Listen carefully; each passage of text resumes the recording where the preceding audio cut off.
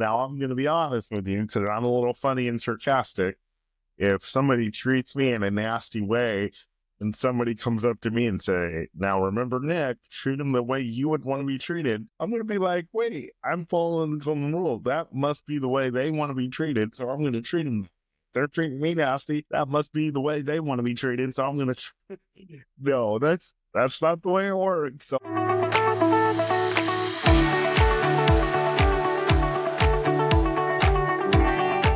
wow, guys, can you believe it? We're already over 20 episodes into Nick Speaks, but here's the truth. I couldn't have done it alone. The amazing team at Goodnight Podcasting Solutions has been with me every step of the way, from those early strategy sessions all the way to editing, promotion, and even helping me land guests. They've made it so all I have to do is show up, record, and focus on delivering the message. Kyle at Goodnight Podcasting Solutions tailors everything to your unique needs and is so creative to give you what you're looking for.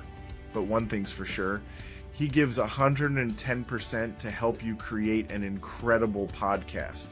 So if you've ever thought about starting your own podcast, now's the time. Hit the link in the show notes, set up a strategy session with Kyle, and get ready to take your podcast to the next level. Trust me, you won't regret it. hello, everybody. Welcome to this brand new episode of Nick Speaks, the podcast dedicated to the disabled community where we speak up, speak out, and speak loud about the issues that matter to the disabled the most. I'm your host, Nicholas Comstock. I am so glad that you joined me on this episode of Nick Speaks. You guys, before we get into today's episode, I'm just going to give a little bit of housekeeping notes. Remember, if you want to be on this podcast as a guest, you can email me at nickspeaksofficial@gmail.com. You can also use that same email address to invite me on your podcast, your YouTube show, your TV show, your radio show, your event that you would like me to come speak at. You can also use that same email address, nickspeaksofficial@gmail.com. Also, I want to let you know there is a website that will be coming soon that will have all this information. It'll have my YouTube, my podcast links, my LinkTree, my where you can contact me. It'll have all that coming soon. Hopefully in a few short months. I've got to do some things to get some more photos taken for the website, but I will have a website up very, very soon. So be on the lookout for that. Also, you can listen to this podcast on Apple Podcasts, Spotify, and my YouTube channel at Nicholas Comstock. You can also type in Nick Speaks, Nick Speaks, and it'll pop up right there. And if you're watching on my YouTube channel, please be sure to hit the subscribe button. I'm trying to get to 1,000 subscribers so I can monetize. As of this recording, I believe I'm at 567 or 568, somewhere around there. So I'm halfway there, and I need to get to 1,000 so I can monetize my content over on YouTube. So please help me out with that. Well, I believe that's all the Nick Speaks announcements that I have for you guys. So I want to get directly into today's episode. And I want to talk to the caregivers out there today. I want to give you, from my perspective, a refresher course. I want to charge the batteries of some longtime caregivers out there who may be feeling a little bit of burnout, who may be just ready to give up. And I want to talk to those caregivers I want to talk to those folks out there who are considering becoming a caregiver, or maybe you're brand new and you're considering giving up because this is not what you thought it was and you don't think you can handle it. I want to talk to you today, and I want to give you a challenge, and I really want to encourage your heart. And I'm going to talk pretty bluntly today. but know that it comes from a place of love, and know that Nicholas Comstock of Nick Speaks really loves caregivers out there. I love my staff. They do a tremendous job each and every day. And I love every person who really gets in there and does their job as a caregiver. And I will fight for you to the very end as an advocate for people with disabilities. So I want to talk to all my caregiver friends out there today. And this is what I want to say.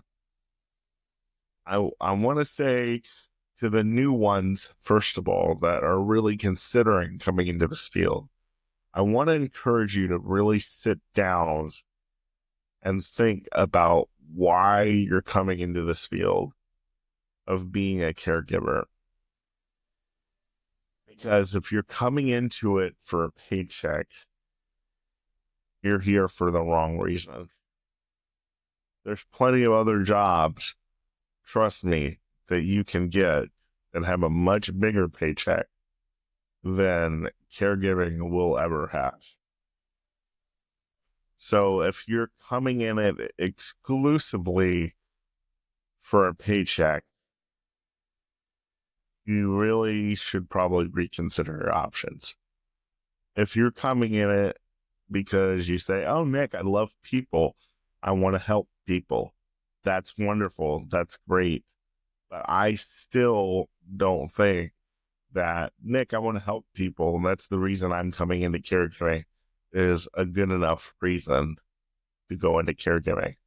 Because you can help people serving burgers at the McDonald's restaurant and feeding people. And I'm not knocking that. You really can. You can help people by making sure you give them the right transactions at a grocery store so they don't overpay for what they're getting. You can help people in sales. You can help people in just about every profession, but you can't always change someone's life in every profession. Caregiving is one of those things where you can absolutely change the course of somebody's life. I know that this is true because it's happened to me. My life has been changed because of dedicated caregivers who love their job and who love coming in and helping me live the best life that I can possibly live. And so if you're into changing somebody's life for the better, chances are caregiving is for you. And like I said, if you're in it just to help people, there are several jobs where you can help people on a daily basis, but there's not several jobs where you can change somebody's life each and every day you come into it, like a caregiver. When you're a caregiver, someone else's life is in your hands. You know, I was just talking about this with my primary caregiver the other day. He said, I'm stressed. I said, what are you stressed about? And he said, this job. And I said, well, what's stressful about the job? And he said, well, life, man. You've got someone else's life in your hands constantly. And I said, that's true. And I can't even imagine what that feeling would be like of having someone else's life in your hands 24/7, making sure that they have the best day, making sure that they're safe, making sure that they're emotionally secure. You said, Nick, is that really my job, making sure that people that I'm caring for are emotionally secure? In a lot of cases, I believe so, yes. It is a statement that I have kind of made a hallmark statement of mine. A caregiver is a friend when there are no friends to be found. And I really do believe that, because some of my caregivers have been some of my best friends in the worst time of my life. You say, well, you shouldn't be that way. I just go in and do what they tell me to do and sign the paperwork and leave. Look, if that's the kind of caregiver you are, you just go in and do your job and do the bare minimum. Do me a favor. Go home tonight after you listen to this episode, sit down and reevaluate why you're a caregiver. Because I guarantee you, it's not to come in, do the bare minimum, make sure the client is somewhat happy, and then go home and not think about your job until the next day. Your job as a caregiver, you're never done thinking about it. And truly, you're never done doing your job, even when you're off the clock. If you're a caregiver that's worth your soul, you're always thinking about your client.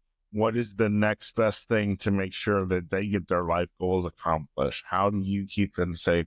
How do you keep them healthy? How do you help them make the right decision?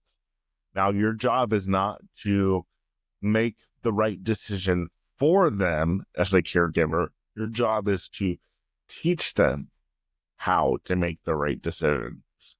Because in many ways, people with disabilities have never had to make their own decisions because they've always had a helicopter parent or a guardian making their own decisions for them, because for some reason, when we get the label of disability put on us, that means we automatically can't think for some reason. We don't know how to make decisions. And truthfully, when we have somebody make all of our decisions for us and then it's finally left up to us one day and we're just thrown out in deep water and we don't know what to do, we really don't know how to make decisions. We really do need to be taught how to do this. But listen to what I just said. We need to be taught how to do this. We don't need somebody else continuing to make what they think the best decision is for us. So yeah, you have to teach your clients how to make good decisions for themselves. Sometimes you have to teach them the difference between a bad decision and a good decision. Sometimes you have to teach your client that there is no good or bad decision. You just have to take the cards that are there and make the best out of a bad situation. And yes, I believe that is your job as a caregiver, is to help your client make the best life choices possible so that they can thrive and live the best life that they can possibly live. Because in many cases, like in my case, I was told I was never going to be able to move out, never be able to have a romantic relationship, never be able to manage my finances on my own. So my caregivers came in and said, Nick, yes, you can do this. And this is how you're going to be able to do it. And it's not going to be easy. That's another thing that you have to be honest with your clients about caregivers, is making the right decision is not always going to be easy,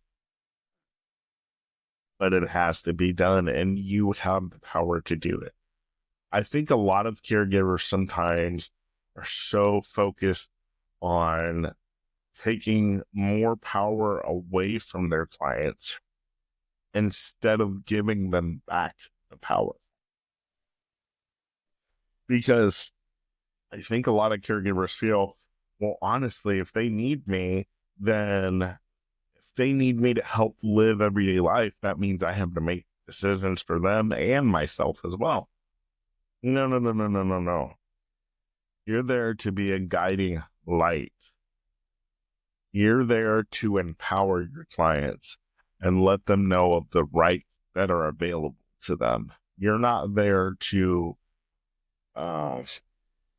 would be an overbearing helicopter parent. You're there to be the exact opposite. You're there to say, you got this. You can do this. You want to do this job? Okay. I don't know how you're going to do it right now, but we're going to sit down and figure it out. And we may have to create some loopholes to get it accomplished so you can have this job or have this item that you want to buy. We may have to look at saving some money, and how are you going to save this money? It is possible, but we can do it. Let's figure it out. For you caregivers that are out there and you're saying, I don't want to change someone's diaper for $10 an hour. Well, first of all, from my perspective, diaper should never be used. That term should never be used. It should always be brief or depends or attends or underwear. I'm more comfortable with the word brief. Some people may be comfortable with the word diaper. I can't imagine people who would be comfortable with that word. I'm not comfortable with it. But if that's all you're looking at, gee, I have to change somebody's dirty underwear every day. If that's all you're looking at, if that's what you're putting all of your eggs in, you're putting all of your eggs in this little basket, this little section of caregiving, then you really need to evaluate whether or not this job is for you. Because it's so much more than changing somebody's dirty underwear or dirty brief. It's so much more than cleaning up somebody's food after they eat. So much more than just passing someone's medication every day. Go in your job as a caregiver saying, I'm going to love them. I'm going to treat them like they were my own family. I'm going to treat them like I would want to be treated if I was in their position being cared for. And when I say go in there and treat them like family, if you treat your family like crap, or if your family treats you like crap, don't treat them like that. Treat them the way you would like your family to be treated. Treat them the way you would like your family to treat you. The golden rule: treat others the way you would want to be treated. Now, I'm going to be honest with you because I'm a little funny and sarcastic. If somebody treats me in a nasty way and somebody comes up to me and say, now remember, Nick, treat them the way you would want to be treated, I'm going to be like, wait, I'm following the golden rule. That must be the way they want to be treated, so I'm going to treat them. They're treating me nasty. That must be the way they want to be treated, so I'm going to No, that's not the way it works. So that's a humorous way to get out of it. But no, if you're really going to treat them like a good, loving family, treat your caregiver the way you treat your client the way you would want your client to treat you if they were in your position. And caregivers do need better pay. All across the country, they do. I think here in Ohio, it's between $18 and $25 an hour is the caregiver rate, and maybe a little bit more as of this recording, but I do believe it's between $18 and $25 an hour. And that's far better than from where we were when I got here in 2015, when I got the state of Ohio. I think we were at maybe $10 an hour when I got in the state of Ohio, almost 10 years ago now. And I was on the front lines of giving caregivers better pay. So I know that the caregivers in Ohio are being much cared for much better than they were when I first got here in the state of Ohio. And that is thanks to Governor Mike DeWine and advocates like myself who got on the front lines and said, we need better care. We need better care. Therefore, we need better pay for our caregivers in order to get better care. But you know what? I say this often on my social media, and I believe this is the first time I'm going to say it here on Next Speaks. I don't believe caregiving is a job. I believe caregiving is a client. Let me start over. I don't believe caregiving is a job. I believe caregiving is a calling. And when you are called to do this, when you are called to love somebody who possibly can't love you back, when you are called to do everything under the sun for somebody who can't say the words, thank you, I appreciate you, or maybe they refuse to because they've been hurt by caregivers.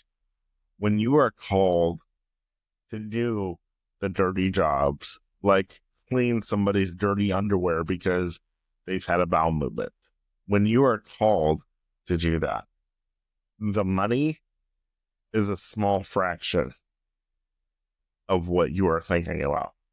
You don't think about the money as much. What you think about is, how can I make money for my family but still do what I love? That's what you think about. You think about how you can do this job and still make a decent living for your family. If you really care about your caregivers, about your clients, that's what you think.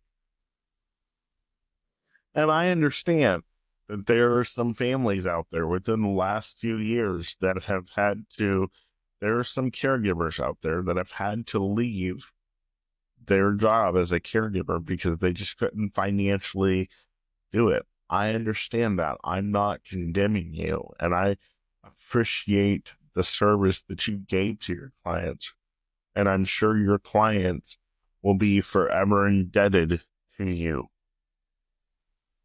for what you've done for them and how you have improved their lives. I want to tell the new caregivers that caregiving is not a job where you can come sit on your butt for 8 hours, be on the phone, change a couple briefs, and oh, by the way, be on the phone while you're changing a couple briefs. That's not supposed to happen. Then go home and come back and do it the next day. That's not the way this is supposed to work. You're not supposed to put your client in a room with a TV, phone, and computer and say, okay, call me if you need anything. I'll be here on my phone. Engage your client. There are hundreds of clients like me. We don't have interaction really with our family. We don't have interaction with friends because we're so busy.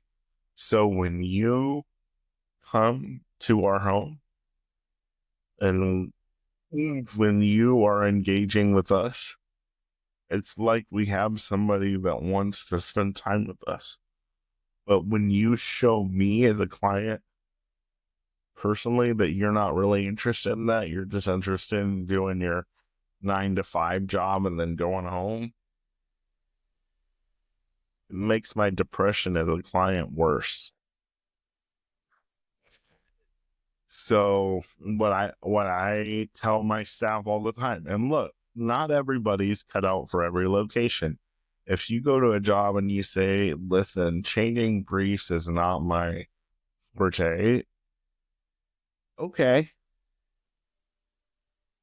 then I guess you have to ask yourself, why are you really here?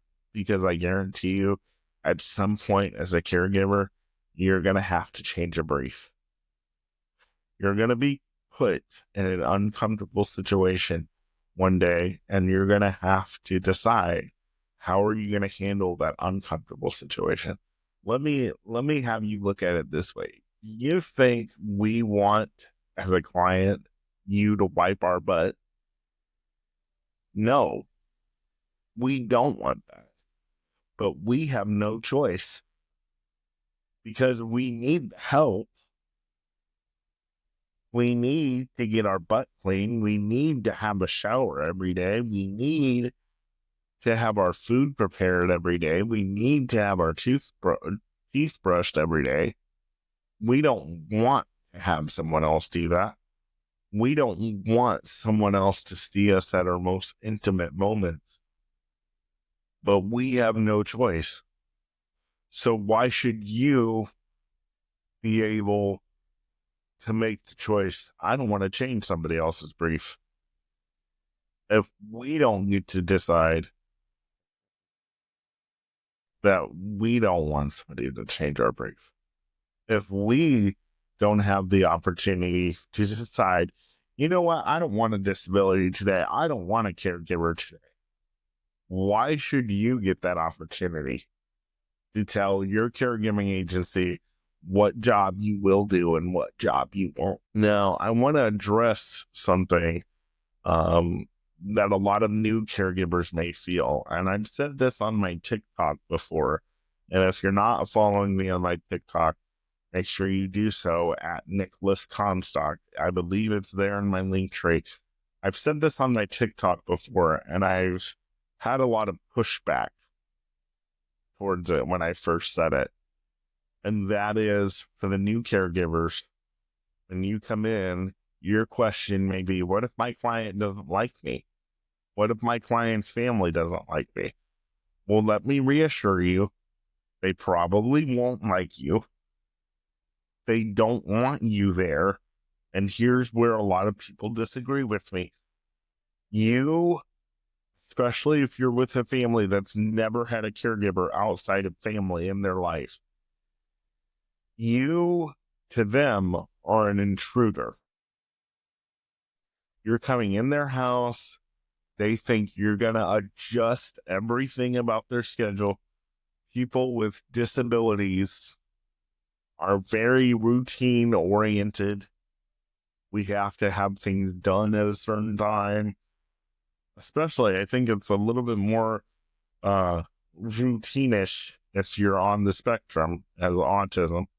I'm not, but I've talked to other people who have autism, and I've had friends that have autism, and a lot of them that I talk to, they are very much into their routines, and if it's messed up, it messes up their whole world. So when you're coming in as a caregiver for the first time, know that your clients are not going to be able to, they're not going to like you. They're going to question everything you do, especially if you have a helicopter parent. Yes, those helicopter parents are going to come up to you and be like, you didn't fold my son's blanket right. You left the refrigerator door open, and you didn't put my ice trays back the right way when I had them. Yes, you're going to have parents be anal like that. But you have to know that way. This family is not used to having outside caregivers.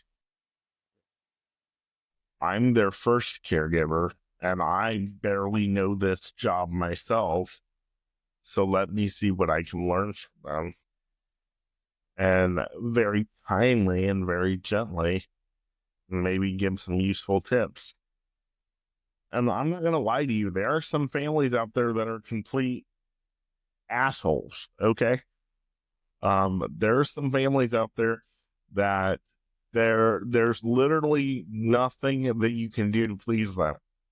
You're going to run into those people as a caregiver. And you have to decide, do I want to change people's lives for the better? Or do I want to go into a 9-to-5 job where I'm making a ton of money, but I'm not making as much of an influence as I would in this position? That's the decision that you have to make as a new caregiver. And let me tell you, I think caregiving is one of the most rewarding jobs that somebody can take. No, it's not always fun. I've said this many times in speeches that I've given. You're going to have a client that loves you one day, and then the next day they're going to come throwing their food at you. But realize that maybe they've never been able to express themselves that way before, and maybe they feel comfortable Now, I'm not saying that if they're doing things that are harming you and they're doing things that are putting your life at risk, put up with that because you're a caregiver. No, if you're really being put in danger, talk to your supervisor about it and see what you can do to either fix the situation and make it better, or see what you can do to get reassigned.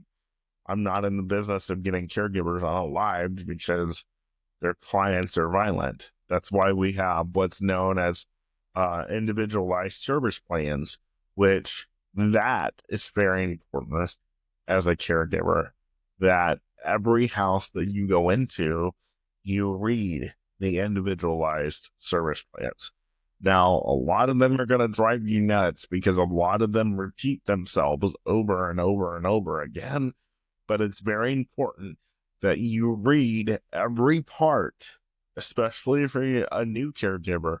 It's very important that you read every part of those individualized service plans because it literally has the client's likes, dislikes, what makes them mad, what makes them angry, if they have any behaviorals. There's a whole separate thing for behavior plans. I don't have any of those, thank God, even though I get angry, but I think a lot of people get angry. I think a lot of people get hangry, so that's not a difficult behavior. But that's why it's important if you're a new caregiver to read the individualized service plans. And another thing is when your clients say, I love you,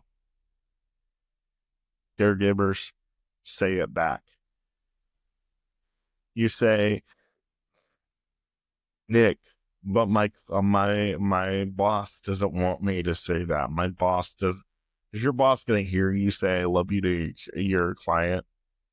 And if your boss doesn't want you to say I love you to your client, chances are you need to find another company because they're just in it to make money. Because I'm going to tell you, the words I love you from my caregiver to a client can change a client's life. I know because it's changed mine. A lot of these clients don't have a lot of interaction with the outside world, much less their family. And when somebody else who is tasked with doing everyday tasks with them, and then the caregiver says, I love you on top of that, the client knows they're not just here for a paycheck. They really do love me. And a lot of times, that's what a client like me is looking for.